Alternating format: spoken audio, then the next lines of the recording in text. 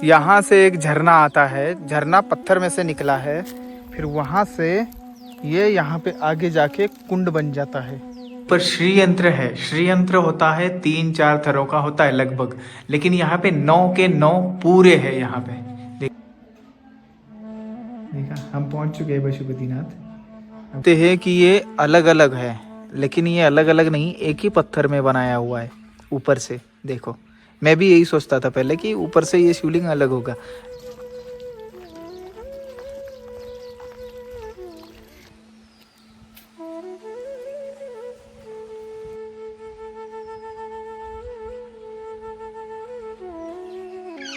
ये देखो, देखिए कला देखो इनकी।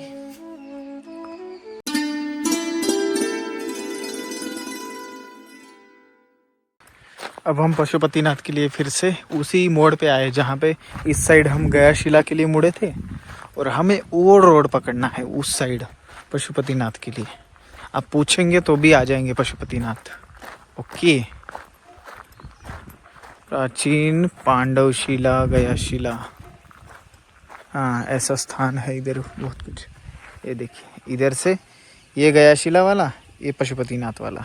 ठीक है, चलिए दोस्तों, ये पावर प्लांट की कॉलोनी है। इधर ज़्यादा वीडियो बना नहीं सकता, इधर से होते हुए पशुपतिनाथ मंदिर जाना पड़ता है, तो आपको सिर्फ बता रहा हूँ। आप गेट पे वॉचमैन से पूछेंगे तो बता देंगे आपको रास्ता। ये देखो, पशुपतिनाथ जी के यहाँ पे एक पशु भी है। देखा, हम पहुँच चुके हैं पशुपतिनाथ। आपको दर्शन कराऊंगा, पहले ये देखो क्या क्या कर रही है। हेलो भाई, पशुपतिनाथ है, कुछ भी कर सकते हैं। दोस्तों, हम पहुंच गए पशुपतिनाथ मंदिर, और पशुपतिनाथ जी का जो दर्शन है, बहुत सुंदर और बहुत अद्भुत मंदिर है ये। और ये मंदिर भले ही नर्मदा जी के किनारे था, लेकिन पुरातत्व विभाग से जो भी उसके अवशेष बचे थे वो यहाँ पे लाए गए, यहाँ पे पुनः स्थापित किया गया। पशुपतिनाथ और शिव मंदिर था, ठीक, तो वो दोनों लाए गए यहाँ पे। बहुत सुंदर मंदिर, बहुत सुंदर शिवलिंग, वही है शिवलिंग, बस जगह बदल गई है। और क्या है, ये है 1200 साल पहला है, 1100-1200 साल पहले का मंदिर। उसके बाद में मुगल आए, नालायकों ने क्या किया, ऐसा सारा मंदिर ओमकारेश्वर में बहुत सारे तोड़ दिए, उसमें से ही कुछ अवशेष बचे हुए वो सब लाए गए यहाँ पे। कैसी विरासत थी हमारी, और उन्होंने हरामखोरों ने तोड़ दिए। ठीक है, तो उन्हीं में से कुछ अवशेष में से ये मंदिर बनाया गया है पुरातत्व विभाग के द्वारा। और जो उनके पत्थर नहीं थे वो कुछ क्रिएट करके भी लगा दिए गए हैं, और दोनों मंदिर बहुत सुंदर तरीके से उन्होंने जचा दिए हैं, सरकार के द्वारा ये हुआ।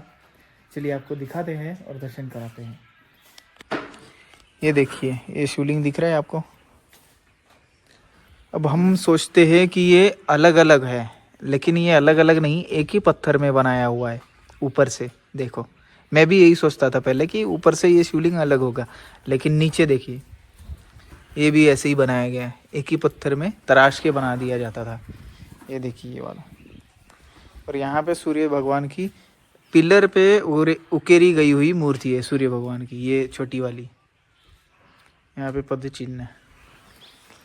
और ये देखिए, ये मूर्ति देखिए, इसी एक ही पत्थर में बना दी गई विष्णु जी की मूर्ति। और इसकी जो बनावट है कितनी पुरानी लग रही है आपको। अब आपको मंदिर दिखाते हैं। देखिए, हम बोलते हैं कि कुछ ही मंदिर है ऐसे कला के, लेकिन ये बहुत अद्भुत और बहुत ज़्यादा मंदिर थे अपने पास में। देखिए,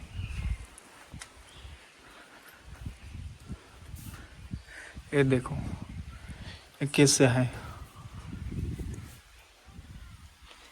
ये विभाग का हमको धन्यवाद बोलना चाहिए, सरकार का, कि उन्होंने ऐसा विरासत ये बचा के रखी, नहीं तो कब का बह जाता, कब का टूट जाता, सब कुछ वाट लग जाती। लेकिन देखने को उन्होंने बचाया है। ये देखिए, आप कर रहे हैं पशुपतिनाथ जी के दर्शन। अब करिए शांति से दर्शन, फिर अपन बात करते हैं।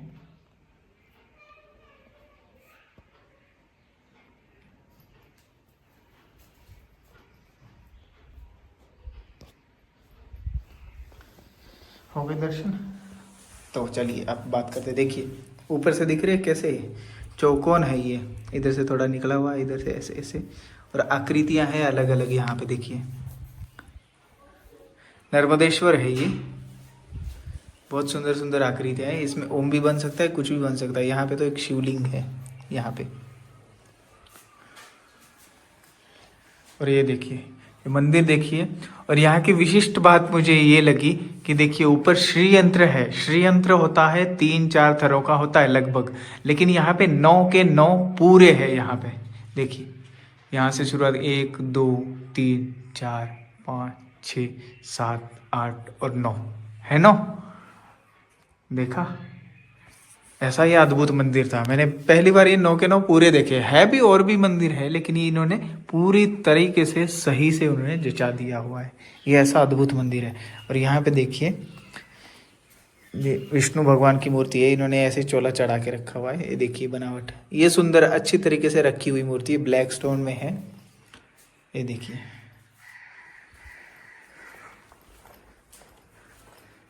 और ये देखिए विष्णु लक्ष्मी जी, और यहाँ पे विष्णु जी, ब्लैक स्टोन में ये सारी मूर्तियां हैं। और यहाँ पे महादेव पार्वती जी हैं दोनों। ये मूर्तियाँ अलग मंदिर की है, वो बाद में लाके वहाँ पे नर्मदा जी के किनारे थी, उन्होंने यहाँ पे लगा दी है। ये बहुत अच्छा काम किया उन्होंने, और बहुत सुंदर मूर्तियाँ भी है और प्राचीन मूर्तियाँ। ऐसा ये मंदिर अद्भुत मंदिर है। और भी एक अद्भुत मंदिर है इसी के पास में, वो भी दिखाता हूँ आपको, लेकिन आप दर्शन करिए। क्या कितना सुंदर है ये सब कुछ। पहले कितना अच्छा रहता था, और कितना भव्य रहता था ये सब कुछ। इतना आसान नहीं था ये सब कुछ हिलाना, लेकिन जितना हानि मुगलों ने की है शायद ही किसी ने अपने भारत की हुई है।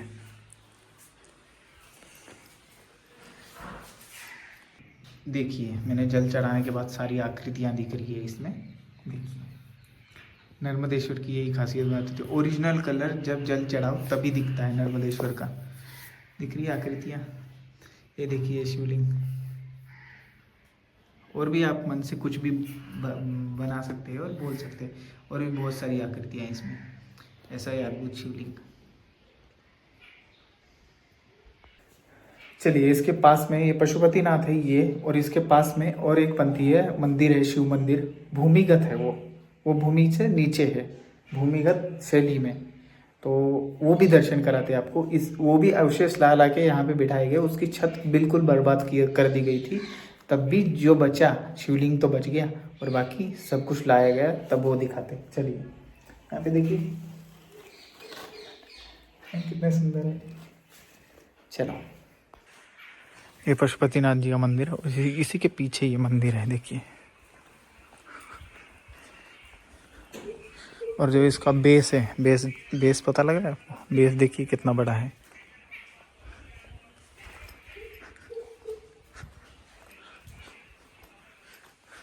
और ये परिसर है बाकी इस मंदिर का। ये देखो, देखिए कला देखो इनकी, इस मंदिर की पूरी चौखट। देखो ये चक्र देखो, कितना सुंदर है सब कुछ ही। मेरा भाग्य है, देखो मैं हाथों से छू रहा हूँ ऐसी कला को। ये 1200 साल पहले का साम्राज्य है सारा। कितने राजा आए, कितने गए, इनकी पूजा होती रही मंदिरों की, और यहाँ पे आते थे। ये देखिए ये लगभग 3 फुट नीचे है, जमीन के नीचे 3 फुट ये शिवलिंग है। यहाँ पे शिव मंदिर है। देखिए जलाधारी बाद की है, शिवलिंग पहले का है। महादेव महादेव है, सुंदर बिल्कुल शांत। और ये देखो कैसा सुंदर है सब कुछ।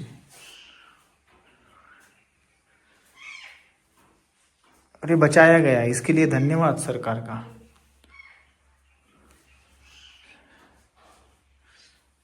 दिख रहा है। और पशुपतिनाथ जी का मंदिर किसने बनाया? पशुपतिनाथ जी का मंदिर बनाया पांडवों ने। शिवलिंग स्थापित किया पांडवों ने। क्यों किया?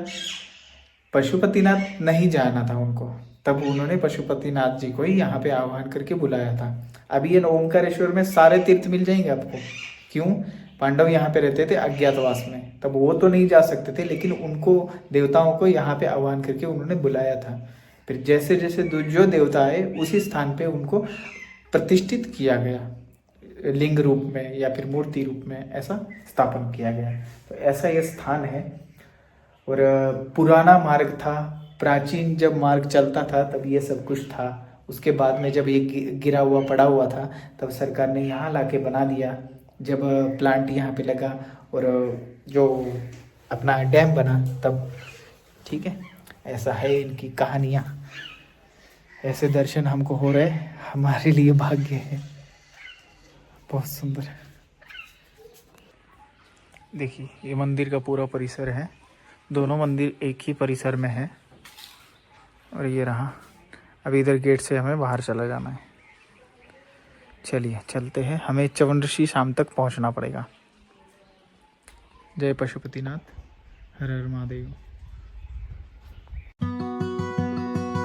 श्रावण के इस पवित्र मास में असली 7 मुखी रुद्राक्ष, वो भी पूरी तरह फ्री। जी हाँ, आपने बिल्कुल सही सुना।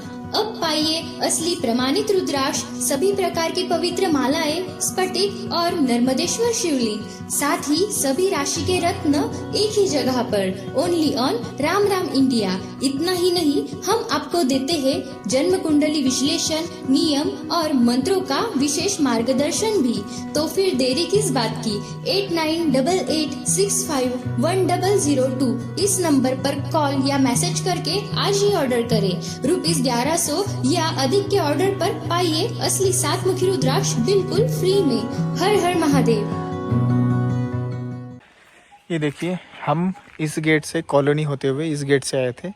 फिर यह है पशुपतिनाथ जी का मंदिर, और फिर इधर से जाएंगे हम। कॉलोनी होते के नहीं जाएंगे, इधर से भी रास्ता था, लेकिन फिर भी चलिए, जिसका नसीब में जो होता है वो मिल जाता है। ठीक है, ये रास्ता हम चल पड़ेंगे। जिसके नसीब में जो था क्यों बोला पता है, वहाँ से आया जो वहाँ के गेट कीपर थे, मतलब वॉचमैन और सिक्योरिटी गार्ड। तो उन्होंने हमें बिठाया, बातें की और अच्छा बताया कि महाराज आप कहाँ से आए, हम यहाँ से है। ठीक, फिर उन्होंने चाय मंगाई। चाय लेने के लिए वो बंदा बाइक से होते हुए अपने घर गया, फिर बनाया, फिर लेके आया। इतना मेहनत की उसने, और सिर्फ सेवा की तौर पे, बाकी कुछ मतलब नहीं था। ठीक है, तो ये था ये बात। और यहाँ पशुपतिनाथ, देखिए मैं बुराई किसी की नहीं कर रहा, मैं भाव बता रहा हूँ, भाव कैसा होता है और सब लोग क्यों अलग अलग है ये बता रहा हूँ। ठीक है, बुराई का ये मत करिए और इनको हेट मत करिए, क्योंकि जैसा जिसका कर्म है वो करेगा ही। ठीक, अब यहाँ पे आया, पंडित जी थे, उन्होंने डायरेक्ट पहले सवाल क्या पूछा, परिक्रमा में हो? ठीक है, परिक्रमा में है। बोला अब कहाँ जाओगे? ऐसा पूछा, तो ऐसा भाव होता है, और बाकी कुछ भी नहीं पूछा। तो ये चीज़ है, देखिए, तो ये फ़र्क है। बाकी आप यहाँ आओ तो उनको ऐसे हेट पे मत देखना, जैसा जिसका कर्म है वो वैसा ही करेगा। ठीक, चलिए अब आगे बढ़ते हैं। और ये रहा, अब आपको दिखाते हैं एक अद्भुत चीज़। ये देखिए, 2 बच्चे ये भौंक रहे थे। ये भी, ये इधर से हम इस तरफ जाएंगे और इधर से रास्ता है एक डायरेक्ट, उधर हम जहाँ से गेट था ना वो, वहाँ पे निकलेगा ये रास्ता, ऐसा बताया गया है। बाकी देखो कहाँ से कहाँ पहुँचे हम। ये कहाँ पे जा रहा है भाई रास्ता? रास्ता तो ऊपर की तरफ जा रहा है। चलो कोई बात नहीं, पहुँचते हैं, देखते कहाँ पे निकलेगा। रोड पे निकलना चाहिए बस। उधर से जो रास्ता बताया था रोड की तरफ जाने का, ये देखिए ये है। इस बाउंड्री को पकड़ के अपन को जाना है, सीधा बाउंड्री होते हुए रोड की तरफ निकलेगा। ओके, अगर उधर से नहीं आना तो। अब मैं आपको एक जगह दिखाने वाला हूँ, ठीक है, तो ध्यान से देखिए और उसकी कहानी वो पहले मैं वीडियो बना लूँगा, मैं बता दूँगा आपको, ठीक। पहले बना लेता हूँ, दिखा लेता हूँ, दर्शन करा देता हूँ, फिर उसके साथ साथ बता दूँगा मैं आपको कि भाई ये स्थान कौन सा है, क्या है और क्या महत्व है उस स्थान का, ठीक है। चलिए, इस गेट से आना है, छोटा सा गेट है, नहीं तो घूमते रह जाएंगे। ये देखिए, ये है वो जगह। पहले दिखाता हूँ आपको, फिर इसकी कथा उथा सब बता दूँगा मैं, और ये क्यों है यहाँ पे और क्या महत्व है इसका, सबसे ज़्यादा महत्व है।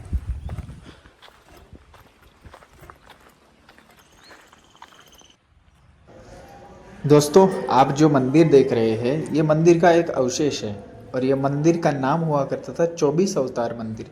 यह अभी भी है, लेकिन बीच में मुगलों ने बहुत ज़्यादा हानि कर दिया था इसको। और ये जिस जगह से उठाया गया वो जगह अभी डैम के नीचे है। समझ लो कि जिस जगह डैम है उसी जगह ये 24 अवतार घाट हुआ करता था। और ये घाट और ओमकारेश्वर का उत्तर तट बहुत ही बड़ा और संपन्न क्षेत्र था, और उसी घाट पे ये मंदिर हुआ करता था। 24 अवतार इसलिए नाम पड़ा इसका क्योंकि विष्णु जी के 24 अवतारों का वर्णन और मूर्तियाँ इस मंदिर में थे, इसीलिए इसका नाम 24 अवतार पड़ा। और वहाँ से मुगलों के तोड़ने के बाद में वहाँ सिर्फ अवशेष बचे थे, और जिस समय ये डैम बन रहा था ओमकारेश्वर का, उस समय पुरातत्व विभाग ने वो सारे अवशेष इकट्ठे करके और जो भी मंदिर वहाँ पे बचे थे उनको बचाने के लिए वो वहाँ से उठा के यहाँ पे लाया गया। इसी घाट की और एक बात प्रचलित है, प्रचलित क्या, उसको इतिहास ही बोलेंगे ओमकारेश्वर का और इस घाट का। वो बात ऐसी है कि जो आज खंडवा वाले दादाजी है, वो जिस जमात से आते थे उस जमात को स्थापन करने वाले कमल भारती जी महाराज, जो बहुत साल पहले की बात है, ये लगभग 100 साल पहले की बात है। तो कमल भारती जी महाराज यहाँ पे आके उन्होंने निवास किया था। इन्होंने निवास क्यों किया था, क्योंकि जब उनका कार्य पूर्ण हुआ था, जब जमात उन्होंने गौरी शंकर महाराज जी को, मतलब बड़े वाले दादाजी को सौंप दी थी। उसके बाद गौरी शंकर महाराज जी ने जमात की जिम्मेदारी ले ली, वो उनको महंत बना दिया गया। उसके बाद में कमल भारती जी महाराज कुछ दिन मंडलेश्वर के पास में मरकटी संगम के वहाँ पे रहे। फिर उसके बाद में 24 अवतार घाट आए। 24 अवतार घाट आने के बाद में इन्होंने अपना ही एक आश्रम बना लिया और वो एकांत में अपना समय यहाँ पे व्यतीत करने लग गए। ऐसे सिद्ध संतों की ये भूमि, और हम जिस मंदिरों के दर्शन कर रहे हैं वो उसी मंदिरों के अवशेष है जहाँ पे ऐसे सिद्ध संत रहे। और ये लगभग मंदिर तो वैसे 1200-1300 साल पुराना है, कल्चरी काल का है, और जो भी परमार काल रहा उस काल का ये सारे मंदिर है, उसके अवशेष बचे हुए यहाँ पे रखे गए हैं और बहुत ही सुंदर है। आप भी आइए दर्शन करने। ये ओमकारेश्वर के ठीक उत्तर तट पे है सब कुछ। ठीक 24 अवतार जी के गेट के सामने ही एक प्राचीन कुंड है, पांडुक शिला एवं प्राचीन कुंड। उसके लिए रास्ता जाता है नीचे की तरफ। चलिए अपन चलते हैं उधर।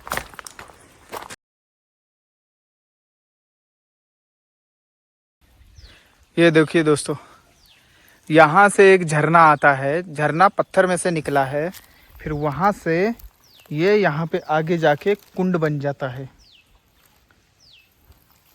कितना अद्भुत स्थान है ये, देखिए इधर जाके कुंड बन जाता है ये, और यहाँ इधर है प्राचीन कुंड। देखिए, दिखा, और कितने सुंदर सुंदर दर्शन हो रहे हैं ऐसे जंगलों में, ये दर्शन, वाह। वो देखो यहाँ पे भी, यहाँ से एक झरना आया और इधर से होते हुए उधर गया। ये रहा वो कुंड, प्राचीन कुंड।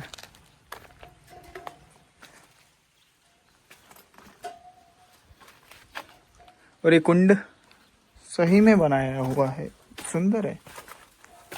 थोड़ा बच के ही रहना पड़ेगा इधर तो। हाँ, सुंदर, बहुत सुंदर।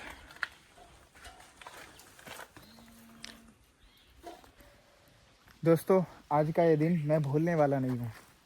ऐसे अद्भुत स्थान है जंगलों में, तो यहाँ पे आके ऋषि मुनि तपस्या किया करते थे। उनको पता था कि यहाँ पे जो है, वहाँ पे वो दुनिया में, संसार में नहीं है, भीड़ भड़ाके में नहीं है।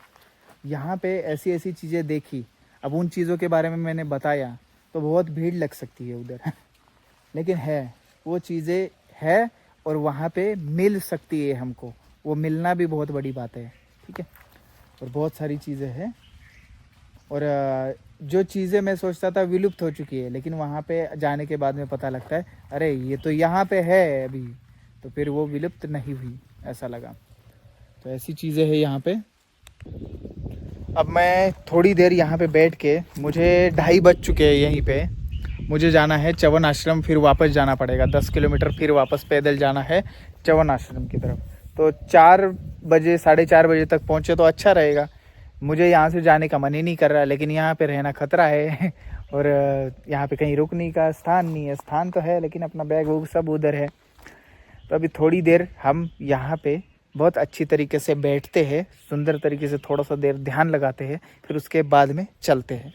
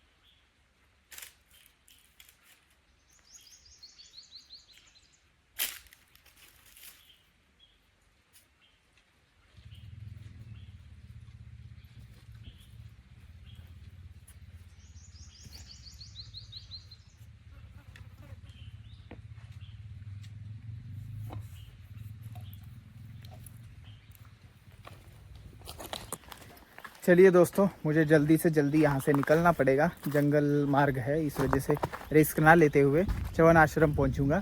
च्यवन आश्रम में भोजन वगैरह करूँगा और च्यवन ऋषि का जो भी आश्रम है वो, और च्यवन ऋषि के बारे में और उस आश्रम के बारे में मैं आपको बताऊँगा कल, क्योंकि अभी बहुत थक चुका हूँ और मुझे समय भी नहीं मिलेगा उतना। संध्या वंदन जाके फटाफट नहा धो के संध्या वंदन करना पड़ेगा, इस वजह से मुझे समय नहीं मिल पाएगा। इस वजह से बने रहिए राम राम इंडिया पे और कमेंट करिए क्या अच्छा लगा, क्या नहीं अच्छा लगा, ये जगहें आपको पता थी क्या, और इनके बारे में जान के आप यहाँ कब आने वाले हैं दर्शन करने, ये भी बताइए। चलिए नर्मदे यार, बने रहिए वीडियो में आगे। देखो कैसी घाटी है ये, दोनों पहाड़ तोड़ के पत्थरों में से रोड बनाया गया है पूरा का पूरा। हमारे इंडियन भी कलाकारी है, और कलाकारी तो उनकी प्राचीन काल से शुरू है, आर्य। कमंडल साथ में लेके आने का फायदा है ये, अपना साधन अपने साथ। पानी का कोई स्रोता नहीं भी हो तो भी अपने पास पानी रहता है, और कभी भी कमंडल को खाली नहीं रखना चाहिए। ऐसे जंगल में तो बिल्कुल नहीं, ये बिल्कुल भीड़ है। और इस टाइम कौन सा स्रोता होगा, सावन के मौसम में तो आए नहीं अपन, गर्मी के मौसम में वहाँ तो पानी पानी चलता रहता है। इस वजह से पानी साथ में रखना चाहिए।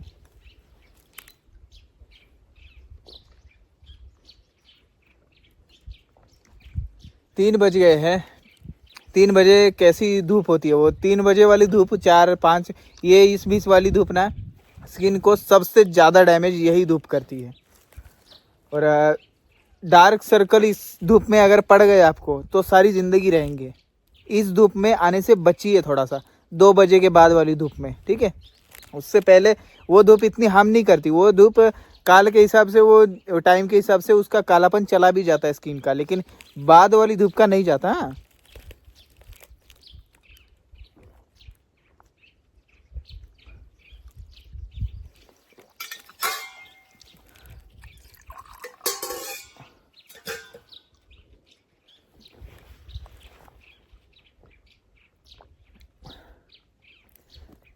चलो चलते अब।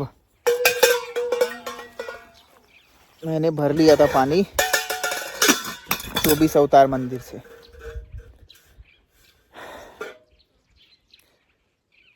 अभी ये जंगल ना, वैसे अभी और ज़्यादा तप जाएगा एकदम। ये पतझड़ का मौसम आता है, पतझड़ का मौसम आ गया और इधर सारे पतझड़ के ही पेड़ है। जंगल पूरा ऐसा है, एक भी हरा पेड़ नहीं दिख रहा। बबूल का दिख रहा है, हरा होता है बबूल का। बबूल का बड़ा अच्छा है, और देसी बबूल का। हाँ, वो विदेशी बबूल का नहीं, वो किक्कर होता है, वो किसी काम का नहीं होता। उसको लगाए बिना, लगाए हो तो उसको तोड़ के फिर दूसरा बबूल का पेड़ लगाओ, ओरिजिनल वाला अपना देसी बबूल। सुबह चाय और मुरमुरा च्यवन ऋषि आश्रम में बाल बोक करके निकले थे। उसके बाद खाया तो कुछ भी नहीं, लेकिन भला हो उस सिक्योरिटी वाले भाई का जिन्होंने हमें चाय पिलाई। और क्या है, उनका वीडियो नहीं बना सकता क्योंकि ये सरकारी मामला है सारा, और सरकारी सिक्योरिटी गार्ड है, इस वजह से उनकी वीडियो नहीं बना सकते।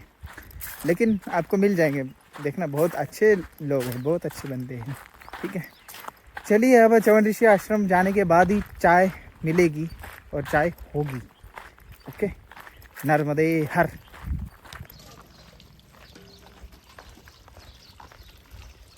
नर्मदे हर। पानी भर रही है। ये देखिए, इधर बैठा हूँ थोड़ी देर आराम के लिए।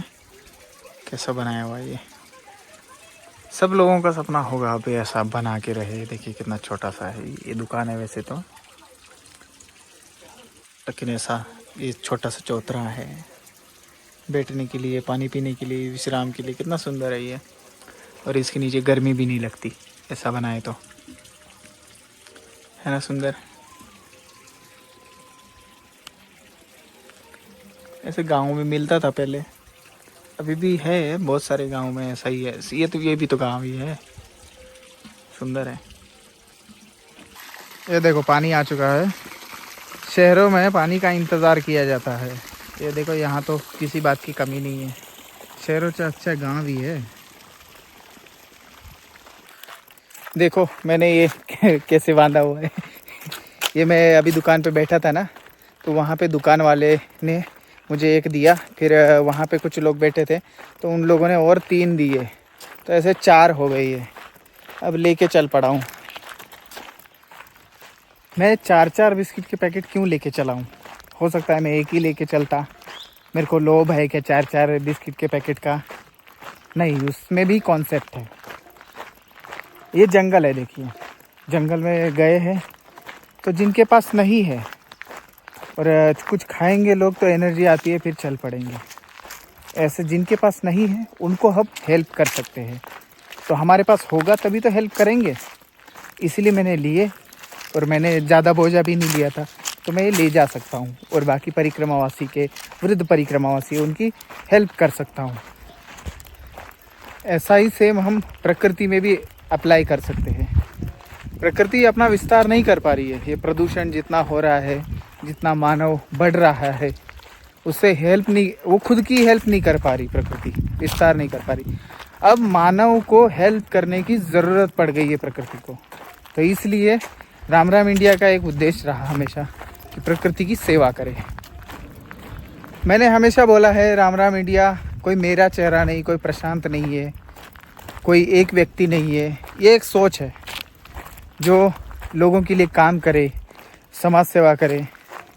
इसलिए हमें सहयोग करना पड़ेगा।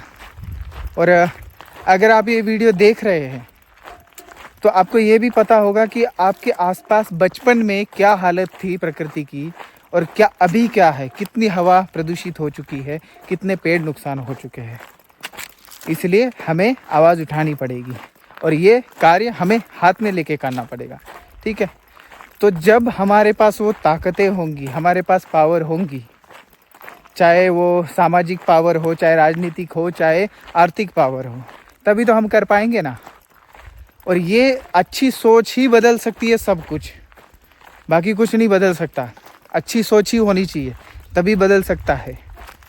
और उसके लिए आपको राम राम इंडिया की जितनी हो सके उतना हेल्प करनी है, सहयोग करना है हर तरीके से। राम राम इंडिया की तरफ से जो कार्य किए जाते हैं, अच्छे अच्छे कार्य किए जाते हैं, और जो प्रकृति के लिए जो कार्य किए जाते हैं, उसके लिए आर्थिक ज़रूरत सबसे मेन ज़रूरत हमारी हो चुकी है। क्या करेंगे? जो अगर हमें पेड़ लगाने हैं तो पेड़ की कलमें भी पैसों से ही आ रही है। हमें कुछ खाना खिलाना है किसी को तो वो भी खाना पैसों से ही आ रहा है।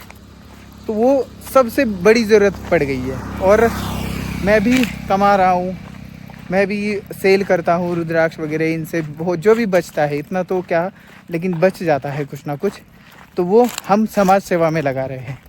लेकिन एक ही हाथ से कुछ होने वाला नहीं है, इसलिए आप भी आगे आइए दोस्तों।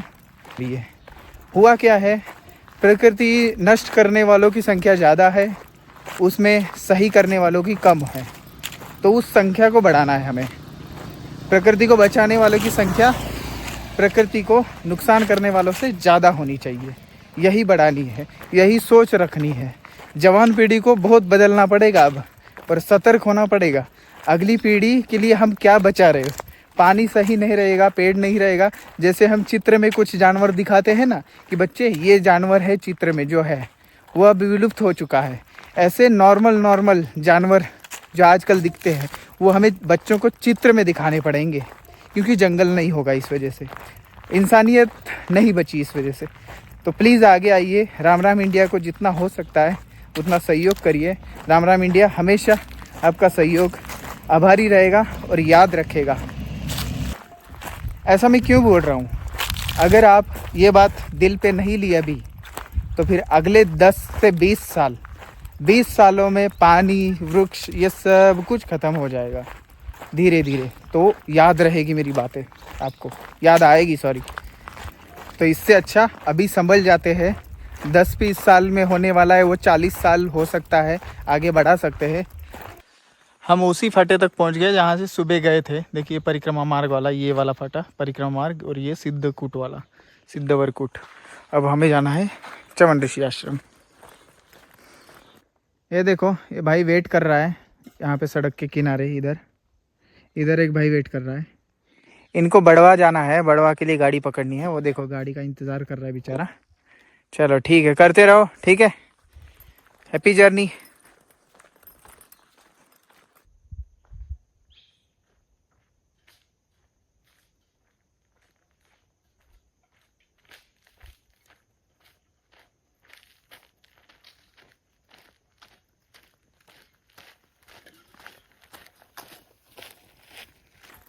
बस हम पहुंच ही गए हैं, और परफेक्ट 4 बज गए। 4 बजे का ही मैंने सोचा था कि वापस 4 बजे तक आ जाऊंगा।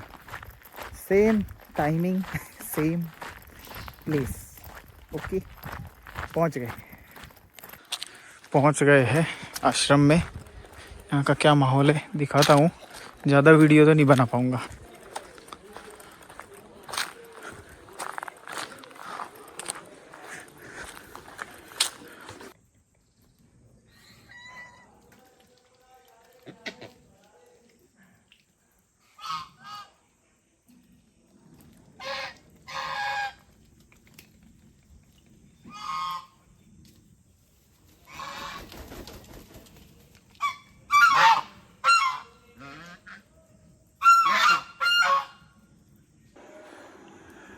ये देखिए, ऐसे ये पिंजरा बनाया हुआ है हॉल का, क्योंकि बंदर ना आए। यहीं पे परिक्रमावासी आराम करते हैं। हमने भी आसन यहीं पे लगा दिया है, और यहाँ पे आके बंदर सब चैं चूँ पी पे करते रहते। वो बोलते हैं कि कुछ हमको खाने को दे दो। अभी आएगा तो आपको दिखाता हूँ।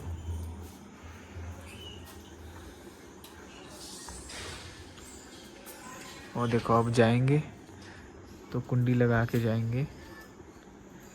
दिख रहा है सारा पिंजरा, सारी तरफ ऐसे ही बनाया गया है आश्रम में। ये देखो आ गया इधर एक बंदर, ऐसे कूं कूं करता है।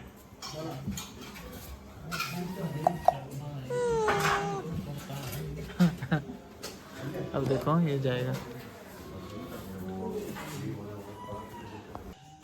हम दोनों का भोजन हो चुका है और हम दोनों अभी भोजन करके बैठे हुए हैं। ये बत्तखों को परेशान कर रहा था अभी, बाकी बहुत सारे यहाँ पे बैठे हुए। हे हेलो, हेलो बोल, हेलो बोल। मूड नहीं है चलो आज।